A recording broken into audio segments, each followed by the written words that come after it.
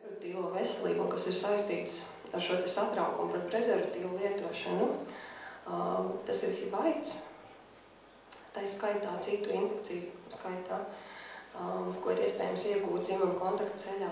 Ja, kad ja mēs paskatāmies, ko jaunieši zina un cik labi viņi zina, kā teiksim, var iegūt HIV, tad pareizi šos riskus spēj identificēt vien katrs trešais jaunietis.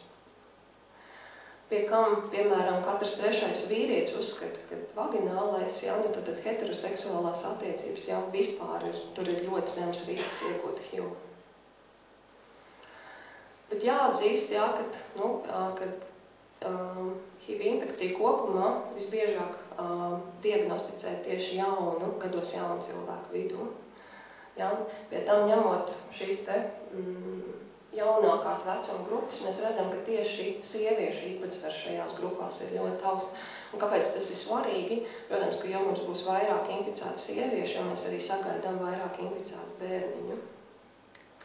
Es šeit neieliku slaidu, vienkārši to slaidu ir diezgan daudz par seksuāli transmisīvajām infekcijām, bet ja mēs runājam par sifilisu, gonoreju, chlamīdijām, tad kopumā no visiem gada laikā iegūtajiem gadījumiem 5. daļa ir jauniešiem vecumā zem 20 gadiem. Tad katra 5.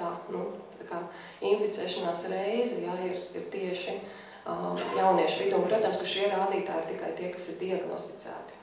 Ir vēl daļa jaunieši, kas nav vienkārši aizgājuši līdz ārstam un diagnosticējuši šo infekciju.